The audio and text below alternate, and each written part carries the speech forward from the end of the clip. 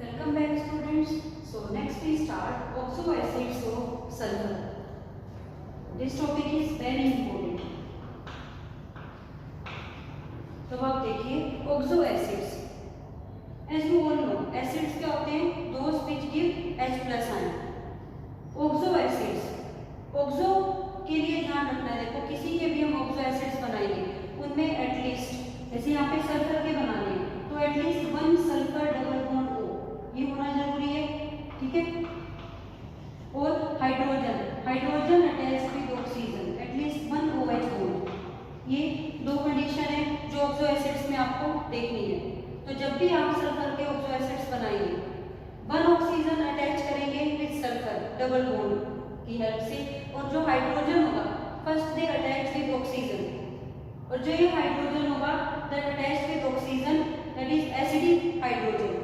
तो हम स्टार्ट करते हैं ऑक्सो एसिड्स बनाएंगे सल्फर के। तो इसमें फर्स्ट देखिए H2SO4, स्टार्ट करते हैं विद H2SO4। H2SO4 क्या होता है? Sulphuric acid, sulphuric acid. तो आपको इसमें बनाना है, देखिए ये दोनों बॉन्ड होने चाहिए ऑक्सो एसिड्स के।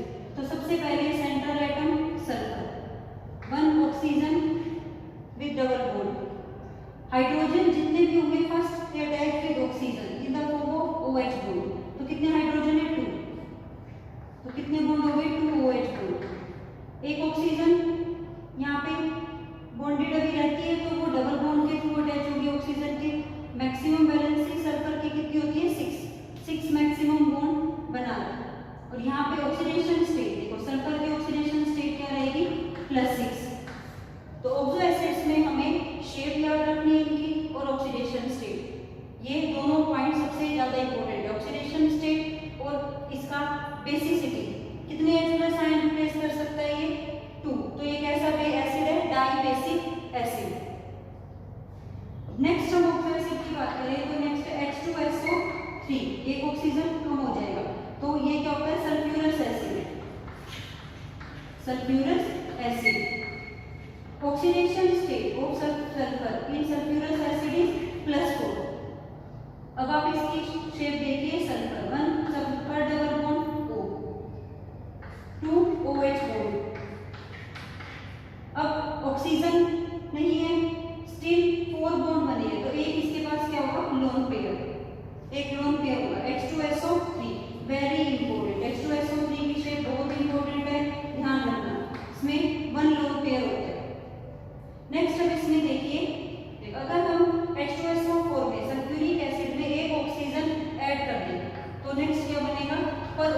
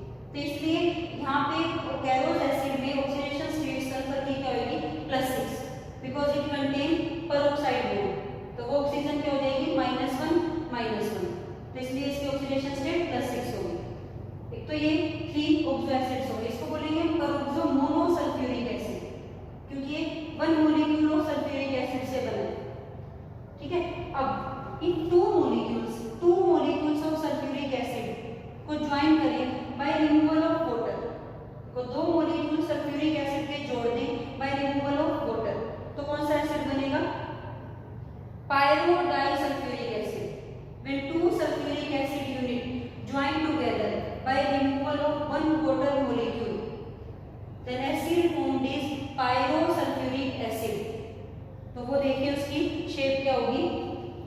ये सब ने बना लिया कि मैं यहाँ पे बना देती हूँ। अगर हम टू मॉलिक्यूल्स को जोड़ दें बाय रिमूवल ऑफ वाटर तो फॉर्मूला क्या होगा, H2S2O7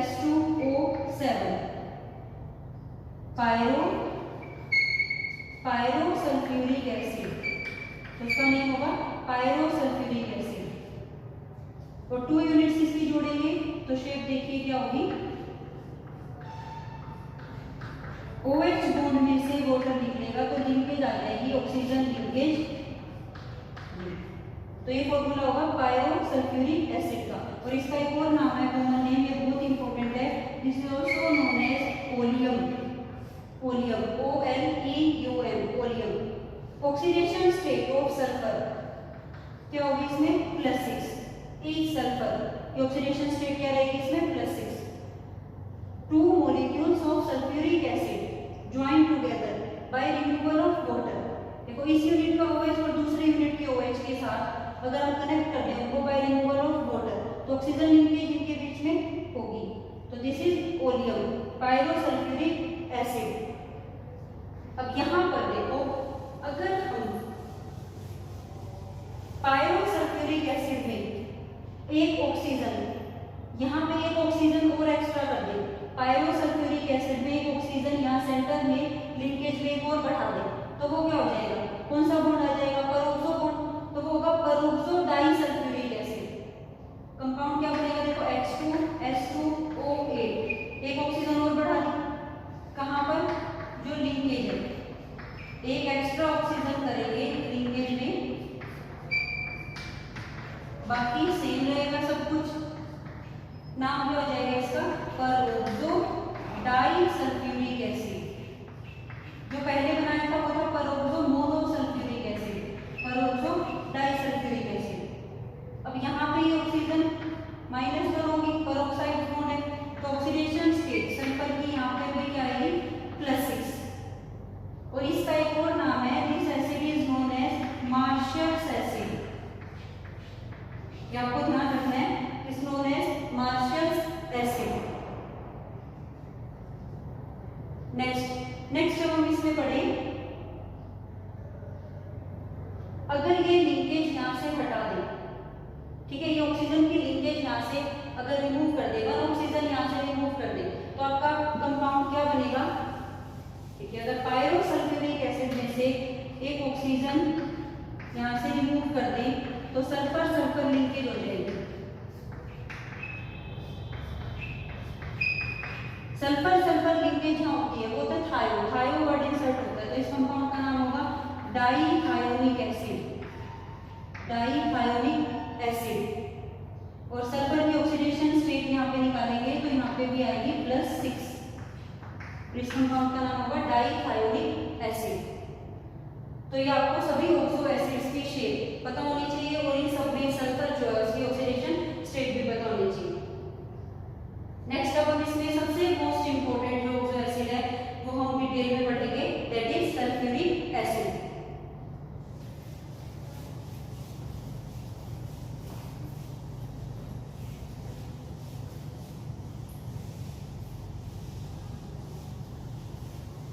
सल्फ्यूरिक एसिड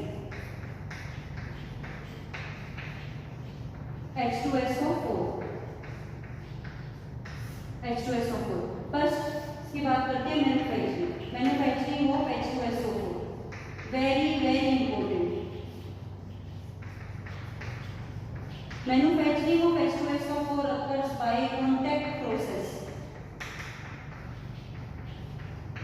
बहुत इंपॉर्टेंट है, ध्यान से समझना, ठीक है। ये प्रोसेस होती है 3 स्टेप्स में। सबसे पहला स्टेप होता है burning of sulphur, burning of sulphur और सल्फर और इन एयर में बर्न करते हैं सल्फर को या फिर सल्फर का और। When burn in air, first form SO2। तो पहला स्टेप है फॉर्मेशन ऑफ SO2 या फिर burning in air of sulphur और। सल्फर ओर को बर्न करें इन एयर, तो क्या बनेगा? सबसे पहले स्टेप में क्या बनेगा? SO2। सबसे पहला स्टेप है formation of SO2। Second step है conversion of SO2 into SO3। SO2 convert होगा SO3 में by oxidation. This step is reversible. और सबसे मेन स्टेप जो है वो इस प्रोसेस का ये वाला स्टेप है, conversion of SO2 into SO3। This reaction occurs in presence of catalyst। Reversible reaction है, एक्सोथर्मिक रिएक्शन है। एंथैल्पी ऑफ रिएक्शन कैसी है? Negative. As this reaction is exothermic reaction, तो अब आप बताइए फेवरेबल कंडीशन इस रिएक्शन के लिए क्या होगी? Favourable condition low temperature, high pressure. The favourable condition for this reaction, pressure कितना होता है? 2 bar. High pressure, low temperature of about 720 Kelvin is sufficient to carry out this reaction in the forward direction. Presence of good catalyst free from impurities speed up the reaction towards in the forward direction in the direction of formation of SO3। तो इस step में हम कौन सी gas बनाएंगे? SO3। Third step क्या होगा? Third step है absorption of SO3। Absorption of SO3 in 98% H2SO4। SO3 plus H2SO4 जो पहले से प्रिपेयर है, हाईली कंसंट्रेटेड H2SO4, उस पे एब्जॉर्ब कराएंगे तो क्या बन जाएगा? H2SO7। Oleum will be form, highly concentrated solution oleum. और लास्ट है जितनी डिजायर्ड अमाउंट से हमें H2SO4 चाहिए इसको डाइल्यूट करेंगे टू फॉर्म H2SO4। H2SO4 हमें मिल जाए तो by diluted this oleum with desired sulphuric acid. तो these are the steps for the contact process. देखिए सबसे पहला स्टेप में क्या करते हैं? सल्फर का जो ओर होता है उसको बर्न किया जाता है in air to form SO2। तो सबसे पहले गैस बनती है SO2 गैस। सेकंड स्टेप में ऑक्सीडेशन हो जाता है इनटू SO3। ये सबसे मेन स्टेप है। फॉरवर्ड रिएक्शन होनी चाहिए, एक्सोथर्मी है तो low temperature high pressure, favourable condition for this reaction. Vanadium pentoxide act as a catalyst. Next absorption of SO3 gas for 98% H2SO4 to form oleum. Then oleum diluted with water form H2SO4। देखो यहाँ पे हमने direct SO3 gas जो है water के साथ react नहीं करा। अगर हम SO3 को वाटर के साथ डायरेक्ट रिएक्ट कराते हैं तब भी बन जाएगा H2SO4, बट ऐसा नहीं करना क्योंकि अगर हम सल्फर ट्राइऑक्साइड गैस को डायरेक्ट वाटर के साथ रिएक्ट कराते हैं तो यहाँ पे रिएक्शन जो है हाईली एक्सोथर्मिक है, बहुत ज़्यादा हीट प्रोड्यूस होगी और फोम प्रोड्यूस होगी, सारे में जो होगा वो फ्यूम्स प्रोड्यूस हो जाएगी तो रिएक्शन कंट्रोल नहीं हो पाएगी। तो that's why first SO3 absorb on oleum then diluted with water and give sulphuric acid. ठीक है, तो this is all about contact process. इसकी अगर हम डायग्रामेटिकली जो इसका एपरेटस अरेंजमेंट है उसकी बात करें तो वो किस तरह से होगा वो देखिए। हाँ जी, तो डायग्रामेटिकली अगर हम देखें कि H2SO4 की मैन्युफैक्चरिंग कॉन्टैक्ट प्रोसेस से कैसे होगी तो ये आपका सेटअप अरेंजमेंट रहेगा। देखिए इसमें ध्यान समझिए, बहुत आसान है। देखो फर्स्ट स्टेप क्या था? बर्निंग ऑफ सल्फर या सल्फर ओर। तो देखो सबसे पहला चैम्बर होता है सल्फर बर्नर। यहाँ से ऑक्सीजन पास होगी, ये क्या है? सल्फर या सल्फर ओर। एयर की प्रेजेंस में ऑक्सीडेशन होगा और क्या बन जाएगा फर्स्ट स्टेप में? SO2। ठीक है बेटा, फर्स्ट स्टेप ये था हमारा फॉर्मेशन ऑफ SO2। तो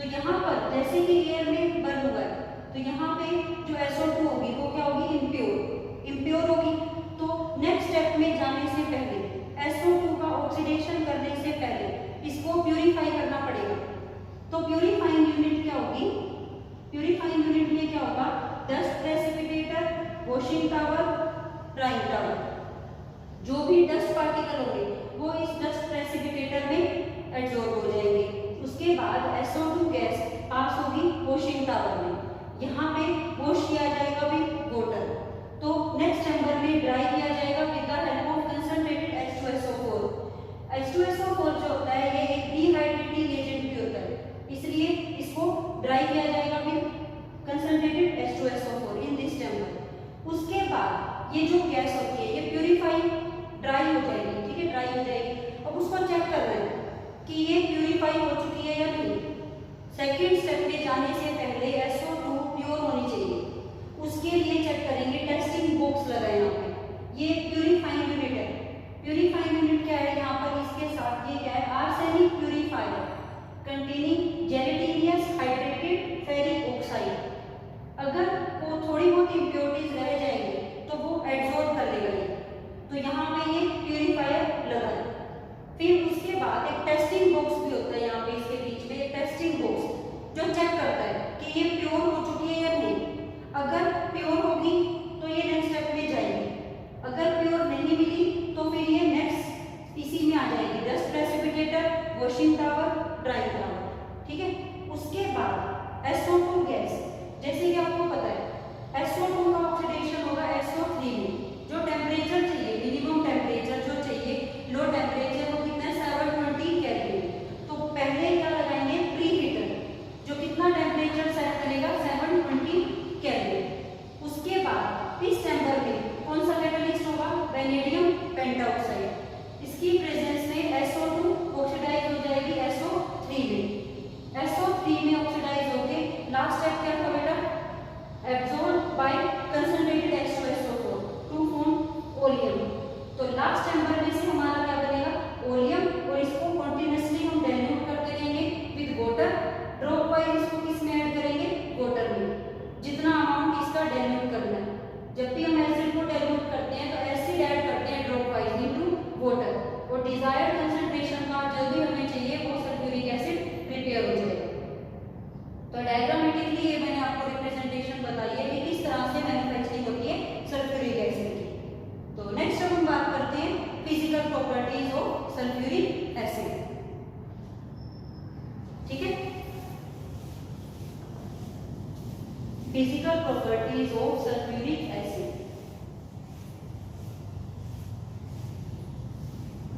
कलरलेस कैसा होता है ये देखिए, colourless P liquid, colourless liquid. Strong highly concentrated जो होता है फ्यूम्स निकलती है उसमें से, स्ट्रॉन्ग होता है, कोरोसिव इन नेचर, कोरोसिव होता है, cause burn on the skin, corrosive in nature. Associated होते हैं molecules by intermolecular hydrogen bonding, associated with hydrogen bonding, ठीक है। अब इसकी बात करें केमिकल प्रॉपर्टीज की, सल्फ्यूरिक एसिड की केमिकल प्रॉपर्टीज। तो सबसे पहला नेचर है acidic nature, acidic nature. H2SO4 is a strong acid. It dissociates and gives H+ ion and HSO4 negative ion. HSO4 negative ion further dissociation gives sulfate ion. So it gives two salts, two negative ions, bisulfate ions or sulfate ions. Dissociation constant for first reaction is very large. So dissociation constant for second reaction is small. So high will be the dissociation constant, strong will be the acid. So it forms two salts. Being an acidic, when they react with base H2SO4, they react with base, they form salt plus water. Sulphate भी बना सकता है और बाइसल्फेट्स भी बना सकता है, ठीक है। नेक्स्ट इसकी रिएक्शन है as a dehydrating agent, dehydrating agent. H2SO4 act as a strong dehydrating agent. It helps in the removal of moisture from the any reaction. C12H22O11. when heated in presence of concentrated H2SO4, तो complete water remove हो जाएगा और क्या रह जाएगा, carbon. अगर हम कोई और रिएक्शन पढ़ी तो बहुत जगह ये यूज होता है as dehydrating agent. Formic acid when react with H2SO4 removes water and form CO. Hydrated copper sulfate in presence of sulfuric acid change into anhydrous। और आपने रिएक्शन भी पढ़ी है ये dehydration of ethanol by using concentrated H2SO4 443 kelvin temperature. Organic में आप पढ़ोगे ये ethene will be form. This reaction is known as dehydration of alcohol. ठीक है, नेक्स्ट है oxidising agent. Sulphuric acid act as a strong oxidising agent.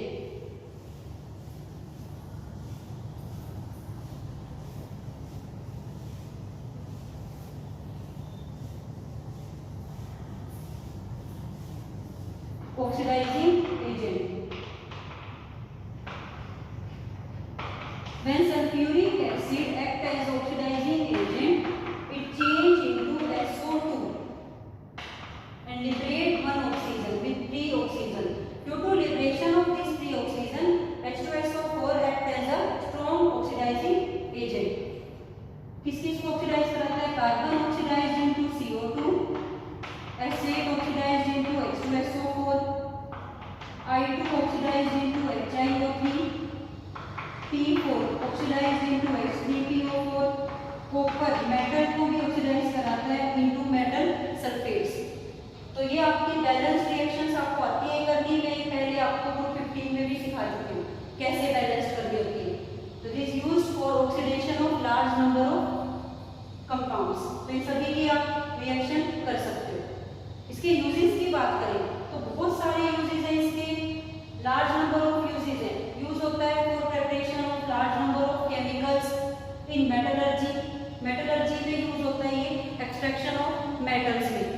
They are also known as king of chemicals, king of chemical. और mixture of H2SO4 HNO3 दोनों ही concentrated होगा। Strong mixture of concentrated H2SO4 और HNO3 is known as nitrating mixture. और organic में ये mixture use होता है nitration, for nitration of large number of organic compounds. वहाँ यूज होता है ये as a dehydrating agent, use होता है ये आपने पढ़ा है। As an oxidising agent use होता है large number of chemical reactions. तो this is all about sulphuric acid. तो यहाँ पर हमने सल्फ्यूरिक एसिड की कंप्लीट डिटेल पढ़ी, सल्फर के कंपाउंड्स अच्छे से पढ़े। तो ये आपका ग्रुप 16 कंप्लीट होता है। तो स्टूडेंट्स आपके टू ग्रुप्स कंप्लीट होते हैं, ग्रुप 15 और 16।